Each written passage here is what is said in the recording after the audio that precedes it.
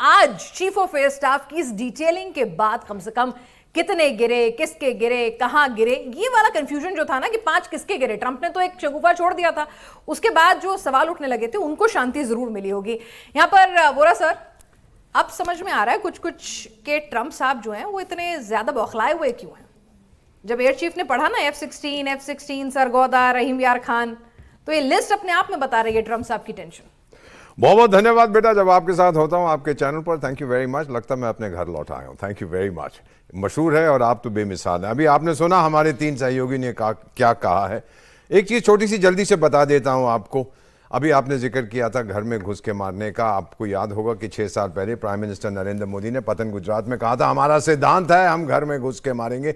मैं पूछना चाहता था उनसे कि साहब हमारा सिद्धांत तो था यहाँ तमाचा मारो तो हम कहेंगे जी यहाँ पे भी मार दो, पेट में लात मार कहेंगे पीठ में भी मार दो, ये कब से है। तो इस बार महाकुंभ में एक ज्ञानी ध्यानी महाराज से मैंने पूछा महाराज ये क्या बोल रहा था, तो बोले आपको याद है रामायण। मैंने कहा हाँ। हनुमान ने क्या किया था मैंने कहा महल छोड़ने से पहले उस नगरी में आग लगा दी थी। बोले कई हजार साल पहले हमने घर में घुस के मारा था और अब बहल साहब जैसे लोगों ने, एयर कॉमोडोर साहब के सहयोगियों ने फिर से घर में घुस के मारा है। ये हमने नहीं बताया। एयर चीफ साहब बहुत सोच समझ के साथ उन्होंने बातचीत की। ये नहीं बताया कौन से जहाज हमने मार गिराए थे। मेरा मानना है, सही है गलत है मुझे पता नहीं, वो चीनी एयरक्राफ्ट थे, फाइटर प्लेन्स, वो भी नष्ट हो गए, इसलिए चीनी भी बहुत नाराज हैं। और मैकडोनल्ड ट्रंप ही क्या नाम है उसका, हाँ वही डॉलर ट्रंप नहीं जो भी है, वो अब नाराज इसलिए है कि उसके जहाज बर्बाद हो गए, जमीन पे खड़े हुए थे।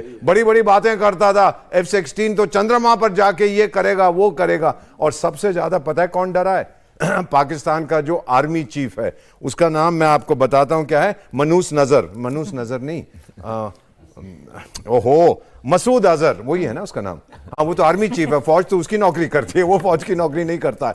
तो वो जो बेवकूफ है सब डरे पड़े हैं। अब मैम फाइनली मैं आपको बता देता हूं, मुझे 52 साल हो गए हैं कूटनीति में।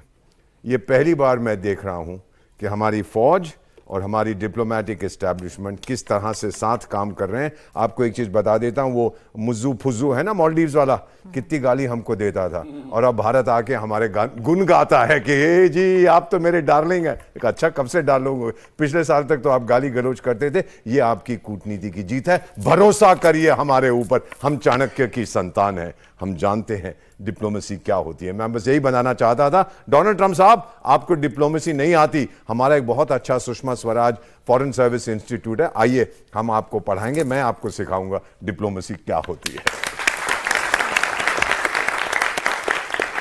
एक बार फिर ताली बजा दीजिए, अच्छा लगेगा।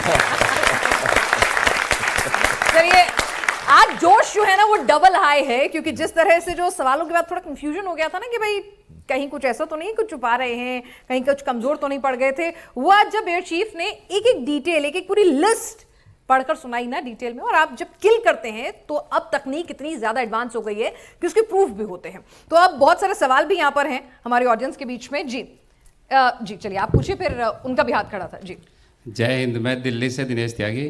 दोनों फौजी भाइयों से ये पूछना चाहता हूँ कि जो विपक्ष बोलता है, स्पेशली राहुल गांधी, जो तो उसका जो सीनियर ऑफिसर्स हैं उनके साइकोलॉजिकली कोई असर पड़ता है उनकी बातों का। और दूसरा क्वेश्चन है मेरा दीपक वोरा जी से कि जो पाकिस्तान का फाइनल इलाज क्या है, और ये जो डोनाल्ड ट्रंप का इसके बारे में इसका क्या इलाज हो सकता है। ये 2 क्वेश्चन है मेरे। दुबे सर आप बताएंगे कि बहल सर आप बताएंगे? ये टफ क्वेश्चन है कि सीनियर ऑफिसर्स जब पॉलिटिशियंस ऐसे बयान देते हैं तो उनका माइंडसेट क्या होता है उसमें? देखिए मैं भी रहा हूं काफी साल, कई दशकों तक इंडियन एयरफोर्स में रहा हूं, और साथ में हमेशा अपनी जो लिंकेज होती है हमारी वॉर प्लान्स की, स्ट्रेटेजिक वॉर प्लान्स की, वो होती है पॉलिटिकल विल के साथ, पॉलिटिकल ऑब्जेक्टिव्स के साथ। तभी एक बहुत बड़े फिलोसफर थे कार्ल वॉन क्लॉजविट्ज, जिन्होंने कहा था political object is the goal and war is a means of achieving it. तो इस बार पहली बार था कि हमारी पॉलिटिकल विल बहुत क्लियर थी, हमारी डिप्लोमेटिक विल बहुत क्लियर थी, हमारी सशस्त्र सेनाएं तैयार थी, अच्छी स्ट्रेटजी बना के हमने हमला किया, और रिजल्ट आपके सामने है कि 90 घंटे के अंदर एक देश जो है घुटनों पे आ गया। ये कभी नहीं हुआ, कोई एयरफोर्स कोई आर्मी ने आज तक ये नहीं किया। ऐसे आर्म्ड फोर्सेस के ऑफिसर्स जब सुनते हैं ऐसी बातें कि जहां पे उनके ऊपर प्रश्न उठाए जाते हैं, आपने बालाकोट किया था तो क्या उसमें 200 आतंकी मारे गए थे? आपने ये किया तो क्या आपके जहाज गिरे थे? आपने लड़ाई क्यों रोक दी? और जैसे कि हमारे चीफ ने बहुत क्लियरली बताया, बालाकोट का जो घोस्ट है, जो उसके भूत है, उसको हमने रेस्ट पे ला दिया। इस बार हमारे पास ड्रोन्स की भी पिक्चर थी, सैटेलाइट्स की भी पिक्चर थी, और वहां के पाकिस्तानी खुद वीडियोस बना के डाल रहे थे कि क्या कर दिया तुमने हमारा।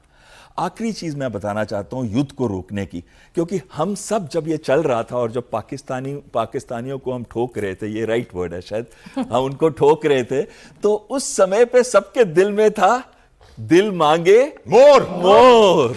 तो लेकिन जो जवाब उन्होंने दिया वो बिल्कुल सही है। मैं आपको छोटा सा एग्जाम्पल दूं इसका।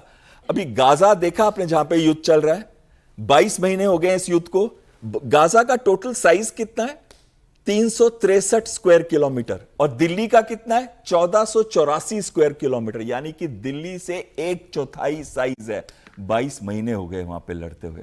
इजरायली डिफेंस फोर्सेस, जो कि बहुत ही प्रोफेशनल आर्म्ड फोर्सेस हैं, वो उतने एरिया को कंट्रोल नहीं कर पाई। अगर हम किसी भी युद्ध में घुसते हैं तो हमारा भी नुकसान होगा। अगर हमारे ऑब्जेक्टिव्स, जो कि टेररिस्ट को लेसन सिखाना था, पूरे हो गए हैं, तो उसके बाद हमारा बिजनेस नहीं बनता। ये युग युद्ध का नहीं है, ये युग है साथ में डेवलपमेंट का। जय हिंद।